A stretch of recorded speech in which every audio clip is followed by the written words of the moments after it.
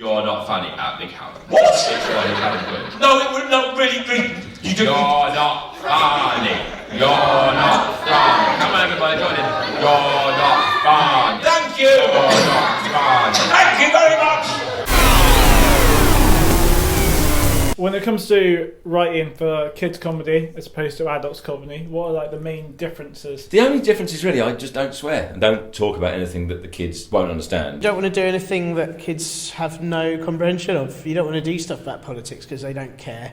If you do a joke about the John Major's prime ministership, kids are never going to laugh at that because they have no idea who he is and they don't care. Whereas if you do a joke about little brother or a big sister or something like that, or a telly show, then as long as your things you're talking about are universal, you can do anything. You know, it's a very sort of old adult thing in normal stand-up where you kind of you go to a city and you complain about the neighbouring city and everyone laughs. Kids don't care. They don't know about the world. They don't care. They love everyone. It's fine.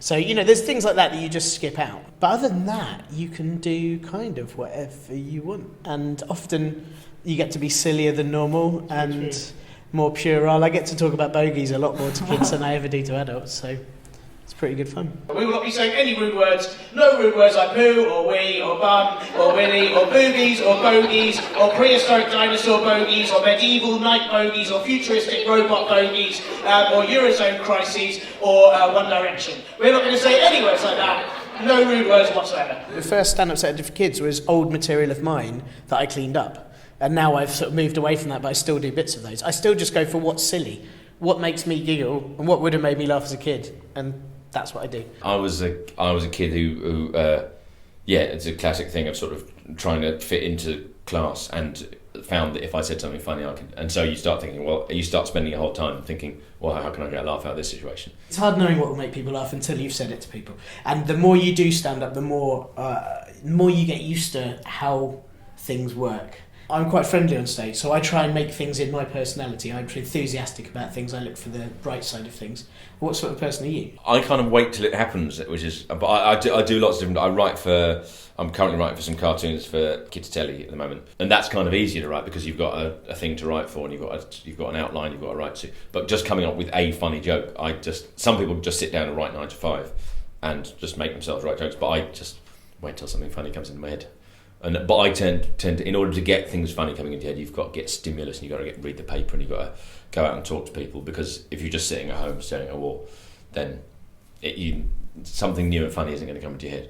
You want to go out and look at the world and see which bits of it make you laugh. They're a good audience. They also, and adults sit there sometimes go, make me laugh. Kids go, it's a show! Ah! And that's always a much nicer crowd to walk into. Do you have to be careful when you're saying things like idiot and stupid? Do you have to make yourself out to be more stupid than them? Yeah, I mean, we do say idiot and stupid a lot, but I think, as long as you kind of make out that sometimes it's you that's the idiot, and you can't just go on stage going, you're small and an idiot, you're really thick, what's wrong with you? Why can't you drive a car? But you... Yeah, as long as you just take down yourself. I'm better than you. Yeah, I will knock you out. You can't do that. Just get up and do it is the only advice you can get, because you can sit at home and prepare as much as you like, but it's never the same as being up there on stage in front of the audience. If you've got a gig, book in a load of gigs afterwards and make yourself do that one, because one of them will go really badly.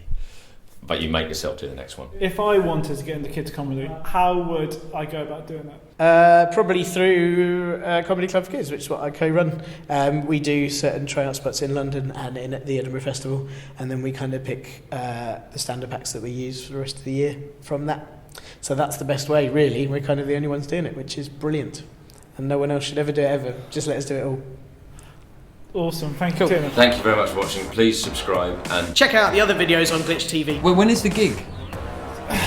Tomorrow night. Good luck. I'll give you an example. Of a comedy song. Let the lyrics dictate.